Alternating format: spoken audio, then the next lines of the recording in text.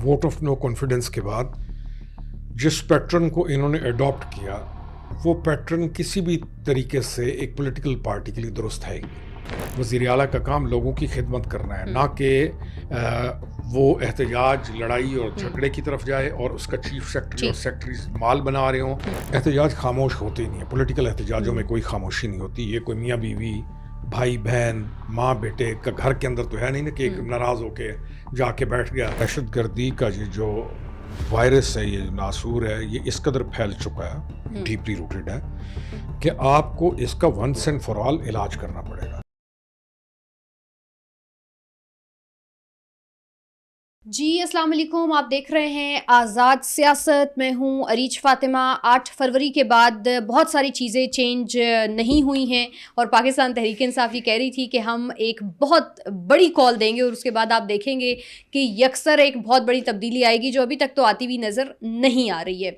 अच्छा, एक और नैरेटिव जो इसमें पाया जा रहा था वो ये पाया जा रहा था कि हम कामयाब हो गए, और अलीमा खानम को भी मैं सुन रही थी, वो कह रहे थे कि 8 फरवरी को लोगों ने वोट भी चुप करके डाला था, लिहाजा एहतजाज भी चुप करके लोगों ने कर दिया। तो ये कौन सा एहतजाज था जो चुप करके लोगों ने रिकॉर्ड कराया, और क्या इस तरह का भी कोई एहतजाज सियासत में मानी रखता है? इन तमाम तर मामलात पर तफसीलन बात करने के लिए स्टूडियोज़ में मेरा साथ देंगे सीनियर पॉलिटिशियन हैं, इंतहाई काबिल मोहतरम हैं, जनाब खुर्रम हमीद रोखड़ी साहब। बहुत शुक्रिया रोखड़ी साहब, और सबसे पहले तो आपके लिए बहुत ज़्यादा दुआ कि आपकी तबीयत बहुत ख़राब है, अल्लाह शिफा अता करे। जी बिल्कुल। अच्छा, आपने भी देखा होगा 8 फरवरी को किस हद तक पहिया जाम हुआ और किस हद तक शटर डाउन आपने देखा। अरे 8 फरवरी की जो हड़ताल है वो मुकम्मल नाकाम हुई। उसकी वजूहात हैं। वोट ऑफ नो कॉन्फिडेंस के बाद जिस पैटर्न को इन्होंने अडॉप्ट किया वो पैटर्न किसी भी तरीके से एक पॉलिटिकल पार्टी के लिए दुरुस्त है ही नहीं। वो पैटर्न आप जज्बात की बुनियाद पर उकसा कर, इंसाइट करके या कुछ गलत नैरेटिव बेच कर कुछ अरसे के लिए तो चला सकते हैं, लेकिन उसको कंटिन्यू करना वो बहुत मुश्किल है। तो हमने अक्सर आपके प्रोग्राम से कहा है कि जैसे जैसे वक्त गुजरेगा ये वाला जो इनका एपिसोड है ये कमज़ोर होते जाएंगे और इनका जो पैटर्न है वो एक्सपोज होता जाएगा। हमने अक्सर आपके प्रोग्राम में ये भी कहा है कि ये एक सहर की दुनिया है, इनकी सहर की, शैम की, लोगों को वो चीज़ दिखाना जो ऑन ग्राउंड एग्जिस्ट नहीं करती, उनके जज्बात से खेलना, उनको प्रोवोक करना, महरूमियों से खेलना, तो वो तमाम चीज़ें एक पैटर्न से ही करते आए हैं और इनमें बहुत सारी कुव्वतें शामिल थी, बहुत सारी कुव्वतें इनके साथ शामिल होकर इनको इस रास्ते पर चला रही थी।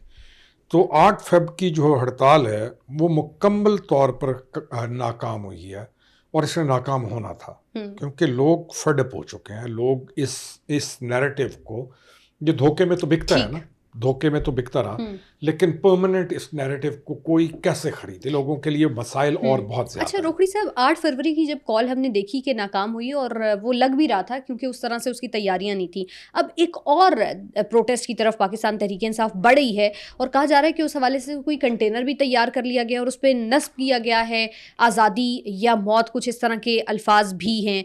तो आप समझते हैं कि इस तरह का एक और मर्तबा अपने लिए रास्ते का चुनाव करना पाकिस्तान तहरीक इंसाफ के लिए मुश्किलात का सबब बन सकता है? देखिए, पहली चीज़ तो ये है कि कोई भी कंटेनर अब रोड्स पे नहीं आ सकेंगे। ये जो कंटेनर की सियासत है ये ख़त्म हो चुकी है। अच्छा, क्योंकि इन कंटेनर्स के नुकसानात इस कौम को, यानी अदारों को, इस कौम के वो लोग जो मुल्क चला रहे हैं उनको आइडिया है कि कंटेनर है क्या। तो ये कंटेनर तो एक खुदकश हमला आवरा टाइप चीज़ है ना, कि उसके ऊपर खड़े हो गए, चल पड़ा, और फिर जो नैरेटिव बिकता है उन कंटेनर्स पे, तो कंटेनर्स का चाहे कोई 100 भी तैयार कर ले, अव्वल तो तैयार करने वाला भी मकाम पर पहुंच जाएगा और ये कंटेनर्स रोड पर नहीं आएंगे। ये 8 फरवरी की जो कॉल है ये एक माइलस्टोन है फॉर देयर कॉल्स। आगे वाले दिनों में कोई भी कॉल इनके लिए देना मुश्किल होगा, और सबसे जो अहम चीज़ इसमें यह है कि ये केपी में फेल हुए हैं। सिंध, पंजाब, जीबी, कश्मीर और बलूचिस्तान, इधर तो इनका वजूद वैसे भी आपने देखा होगा कि अपने मकाम पर पहुंच चुका है। तो गवर्नमेंट इनकी केपी में है, तो लोगों का केपी में गवर्नमेंट के ऊपर अदम एतमाद है, क्योंकि गवर्नमेंट का काम گورنمنٹ کے وزراء کا کام گورنمنٹ کرنا ہوتا ہے، وزیر اعلیٰ کا کام لوگوں کی خدمت کرنا ہے، نہ کہ وہ احتجاج، لڑائی اور جھگڑے کی طرف جائے اور اس کا چیف سیکرٹری اور سیکرٹریز مال بنا رہے ہوں اور ایکچولی وہ خود بھی مال بنا رہا ہو.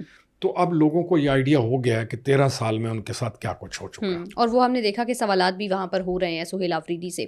ایک اور سوال میں آپ سے کروں گی، اور وہ یہ کہ سہیل آفریدی اور وزیر اعظم پاکستان کی ایک ملاقات ہوئی تھی اور اس میں سہیل آفریدی نے کہا تھا کہ ہم نے تو کسی سیاست کے اوپر کوئی بات نہیں کی. اس طرح کی ایک اور ملاقات کی گونج بھی ہم سن رہے ہیں اور کہا جا رہا ہے سہیل آفریدی کی طرف سے کہ کوئی برف پگھل سکتی ہے. آپ سمجھتے ہیں کہ کوئی برف پگھلے گی اور پاکستان تحریک انصاف جو کہ اڈیالہ جیل سے اپنے بانی کو نکالنے کی بات کر رہے ہیں اس میں بھی کوئی برف پگھلے گی یا پھر مشکل ہی نظر آتا ہے؟ دیکھیں ان کا اس پارٹی کا ایجنڈا ہے یہی کہ ون مین پارٹی ہے، یہ بندہ ہے تو پارٹی ہے، اور نہ اس بندے نے پارٹی بننے دی ہے، نہ اس نے کوئی اور لیڈرشپ تیار کی، نہ کوئی مفاہمت کا راستہ اس کے لیے اڈاپٹیبل تھا، نہ اس نے کوئی ایسا زاویہ پسند کیا جس پہ وہ لوگ جو بھلائی چاہتے ہوں وہ اس کے ساتھ چل سکیں.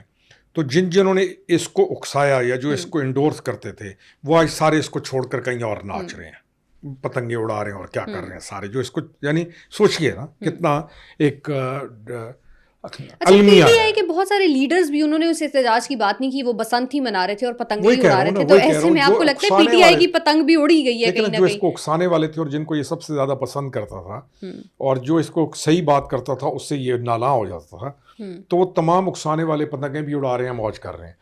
تو برف کیسے پگھلے گی جب تک آپ اپنی غلطی کو مانیں گے نہیں؟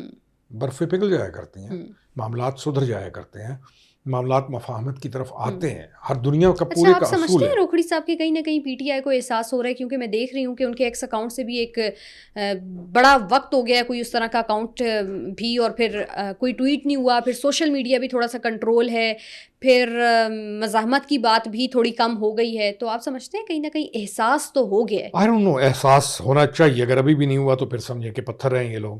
لیکن اگر احساس ہوا بھی ہے تو ان پر اعتبار کون کرے گا؟ میرے جیسا آدمی، میری پہلی چیز جو میں سوچوں گا، کہوں گا کہ تیرے احساس کے بعد تجھ پر اعتبار کون کرے. بس احساس. اچھا ان کے اندر جو باقی پارلیمنٹیرینز ہیں، جو 70 رہ گیا ان کا، جو جتنے بھی ہیں وہ سارے سیاسی لوگ ہیں تقریباً. وہ کیا سیاسی لوگ یہ چاہتے ہیں کہ ان کا یہ حال ہو؟ احساس تو ان کو بھی ہے.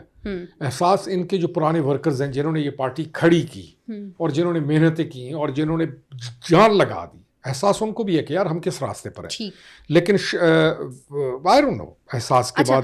آن اے ویری لائٹر نوٹ، آپ مجھے یہ بتائیں کہ کوئی احتجاج خاموشی سے بھی ہوتا ہے؟ کیونکہ علیمہ خانم کو میں سن رہی تھی، وہ کہہ رہے تھے کہ 8 فروری کو لوگوں نے ووٹ بھی چپ کر کے ڈال دیا تھا اور احتجاج بھی انہوں نے چپ کر کے ریکارڈ کروا دیے. احتجاج خاموش ہوتے ہی نہیں ہے. پولیٹیکل احتجاجوں میں کوئی خاموشی نہیں ہوتی. یہ کوئی میاں بیوی، بھائی بہن، ماں بیٹے کا گھر کے اندر تو ہے نہیں نا کہ ایک ناراض ہو کے جا کے بیٹھ گیا بچہ، تو اس نے سمجھ لیا کہ وہ ناراض ہے تو چلو معاملہ حل ہو جائے گا. تو ماں باپ، یہ پولیٹیکل پارٹی ہے. اس نے جہاں اس ملک کو بنانا تھا، اس نے وہاں پہ اس ملک کو ہر قسم کا نقصان پہنچایا ہے. اور اب احتجاج، اور ہر قسم کا وہ منفی احتجاج کیا جس سے ملک کو نقصان پہنچے. تو اب اگر احتجاج میں لوگ نہیں نکل رہے تو یہ اپنے آپ کو وہ معصوم بچہ تو نہ سمجھے نا کہ جو ماں باپ سے لڑ کے کونے میں بیٹھا ہے. تو ماں باپ سمجھیں گے کہ یہ لڑا ہوا ہے تو اس کو یہ خاموش احتجاج، یہ ڈرامہ. اچھا بیرسٹر گوہر ویسے یہ بھی کہہ رہے تھے کہ اب عمران خان صاحب نے کہا اسلام آباد کے اوپر کسی قسم کی ہم کوئی چڑھائی نہیں کریں گے. اور کریں گے. میں وہی کہہ رہا ہوں نا کہ آپ نے تو کی نا. یعنی مجھے ایک بات، یہ بات بتاؤ کہ آپ نے ہر کام کر لیا اور اچانک آپ مجھے کہیں کہ میں آئندہ یہ کام نہیں کروں گی، تو میں کہوں گا اریج، تو اس سے حاصل نہیں ہوا نا. اریج کل تک تو تم نے کون سا وہ پتھر ہے یا کون سا وہ جو فائر ہے نہیں کیا. آپ کو کیوں کہ یعنی کوئی بھی ہو جو. تو اب تم جب تمہارے پاس فائر ساری چیزیں ختم ہو گئی ہیں تو تم کہہ رہے ہو کہ میں تمہارے ساتھ اچھا پیش آؤں گا. تو میں کہہ رہا ہوں کیپیسٹی نہیں ہے. اچھا چلیں پھر بند ملاقاتیں جو عمران خان سے ہیں وہ کہیں بحال ہوتی بھی آپ کو نظر آ رہی ہیں؟ I don't know، مجھے نہیں پتا کس کی ملاقات ہے. جو اڈیالہ جیل میں ہیں ان کی فیملی ان سے ملنے کے لیے جاتی ہے روزانہ؟ نہیں، اڈیالہ جیل کی جو ملاقات ہے نا، اس کا بند ہونا کوئی اس کی وجوہات ہیں پوری. آپ کی ملاقاتیں، آپ نے ہر وہ چیز کہ آپ نے کہا کہ ہم، یعنی آپ اس کو پولیٹیسائز نہیں کریں گے، ملک کے نقصان میں کوئی بات نہیں کریں گے، جھوٹ نہیں بولیں گے باہر آ کے. آپ نے تو ابھی تک ساری چیز وہی کی ہے.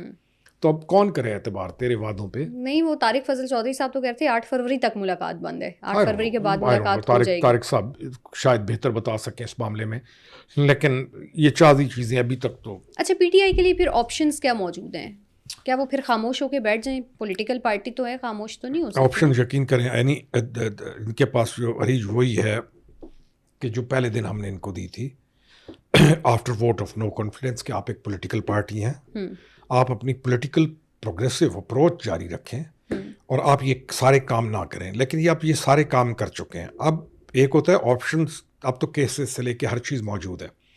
تو کیا یہ اپنی تمام غلطیوں کا ادراک ہے ان کو، اور یہ مانیں گے کہ ہم نے یہ غلطیاں کی ہیں، اور ان غلطیاں کے ماننے کے بعد ڈکلیئر کریں گے کہ ہمارے سے یہ غلطی ہوئی ہے، اور پھر اس کے بعد محاسبہ کرتے ہوئے آگے بڑھیں گے؟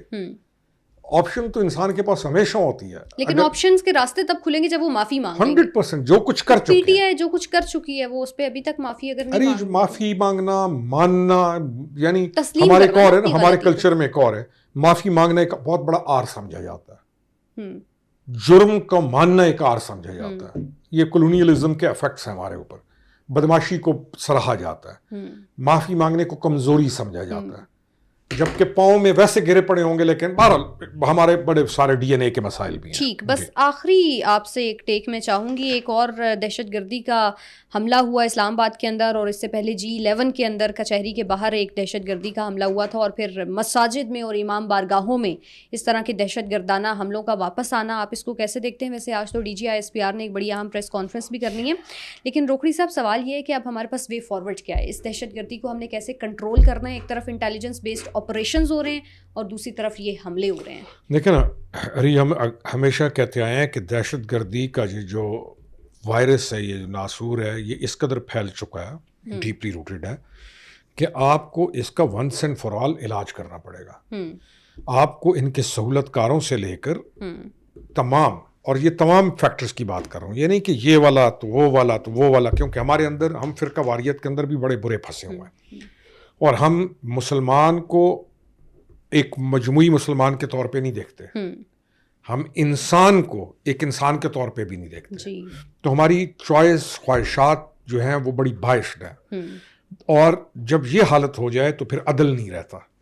تو ان تمام چیزوں کا علاج ایک ہے کہ اس کو جڑ سے اکھاڑا جائے اور لوگوں کو ریلیف دیا جائے.